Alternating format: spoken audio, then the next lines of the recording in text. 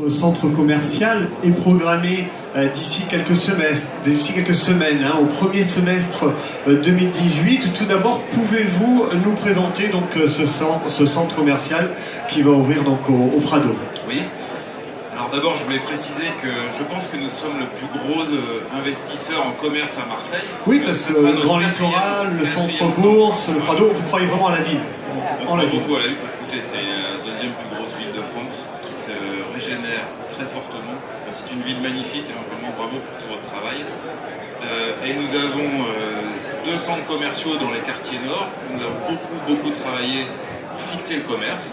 On a recommercialisé le Merlan. On est en train de beaucoup travailler aussi à Grand Littoral où il y avait pas mal de problèmes de décommercialisation. Donc ça avance beaucoup.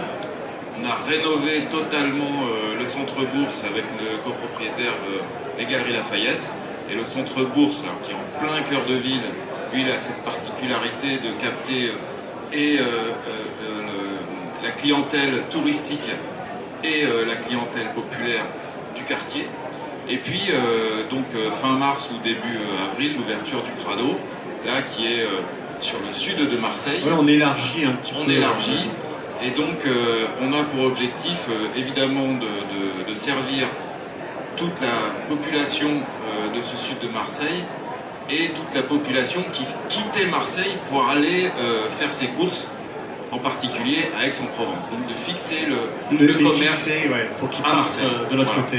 Quelles sont les enseignes qui ont déjà donné leur accord?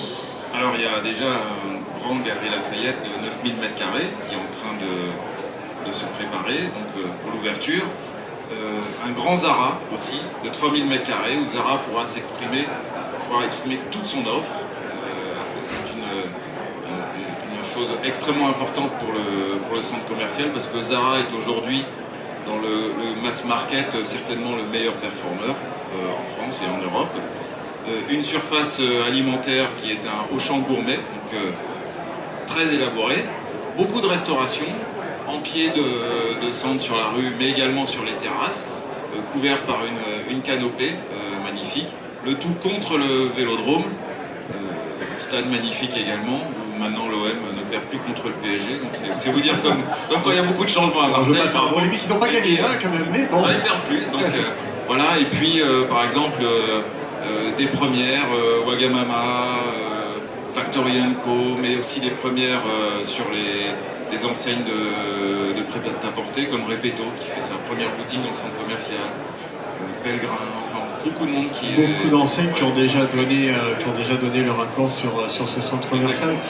Didier, on peut rebondir justement en termes d'emploi quand on parle de l'ouverture de ces centres.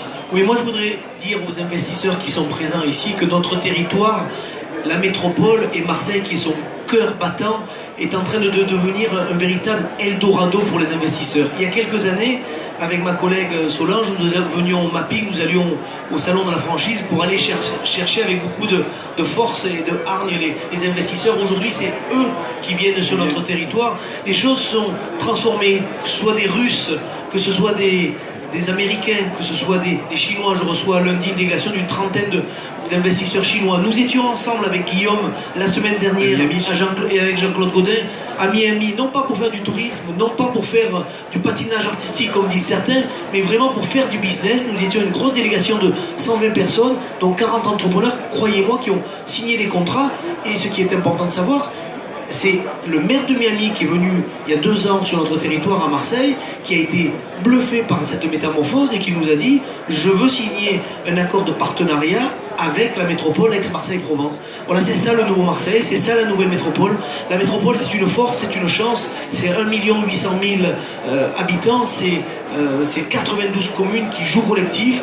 On a du foncier pour vous accueillir et on est là, comme le dit si bien Solange, pour vous dérouler le tapis rouge. Alors vous êtes bienvenus à Marseille. Alors justement, on parlait de Marseille, les touristes, les croisiéristes. Juste avant de vous redonner la parole Solange, je voulais savoir comment se portaient les terrasses du Vieux-Port. Je vous laisse la parole. Je voulais simplement dire par rapport à tout ça, on est très heureux que tous ces investisseurs, comme l'a dit Didier, viennent sur Marseille, viennent sur la métropole, mais que la ville de Marseille a fait un énorme travail aussi et a beaucoup investi et continuera à investir pour que justement les entreprises et sur la ville et sur la métropole puissent s'installer. Allez Stéphane. Oui Stéphane, les terrasses... Les terrasses du Vieux-Port ou les croisiéristes quand ils arrivent... Bon, les terrasses du port ont ouvert en 2014, elles se portent très bien. Les terrasses du port, je comprends du Vieux-Port, pardon, excusez-moi. C'est la belle image du Vieux-Port que j'ai devant moi tout à l'heure. J'ai pas d'excuses, mais c'est un au contraire, ça prouve que l'intégration urbaine est parfaitement réussie et qu'on est, on est assimilé au centre-ville historique, c'était l'objectif. Elles vont très bien, on a ouvert en 2014, on est à aujourd'hui 13 millions de visiteurs, c'est donc l'objectif qu'on s'était fixé, même au-delà pour cette troisième année. Nos commerces sont vraiment très... On a aussi bien les Marseillais que les touristes, que les croisiéristes également, puisque c'est pas très loin du terminal. Donc vous avez quand même un melting pot de plusieurs personnes comme ça qui peuvent venir aux terrasses. Ah ouais, le melting pot, c'est un quart de notre clientèle qui est touristique. Donc c'est quand même assez important. Je voudrais rappeler quand même que lorsqu'on a décidé de faire les terrasses du port, en accord avec les élus, ça partait du constat qu'il y avait près d'1 milliard d'euros d'achats qui sont faits par les Marseillais en dehors de la métropole. Et qu'il y avait donc un vrai phénomène d'évasion, non pas fiscale, mais commerciale, c'est ce qu'on disait tout à l'heure. à juguler, à endiguer. Mais pour ça, il ne faut pas le décréter, il faut donner l'opportunité aux gens de faire les bons achats sur place. Et ce que nous avons réalisé, créer cette opportunité. Pas tout seul, encore une fois, c'est l'aménagement d'ensemble qui participe de ce succès. Donc les terrasses du port sont un succès. On est très content d'y avoir installé là aussi des enseignes qu'on ne voyait plus ou qui n'avaient jamais encore mis les pieds en France, alors qu'on ne voyait plus faire des développements. Le printemps a ouvert chez nous après 20 ans d'abstinence en termes de création. Ted Baker pour ses premiers pas dans les centres commerciaux. Le rooftop qui au-dessus en toit terrasse est devenu un des plus beaux rooftops du monde d'après les classements. Et bon, voilà, on est très très heureux de cette réalisation et de la manière dont ça fonctionne. Ouais, puis ce qui est bien dans ce genre de concept, c'est qu'on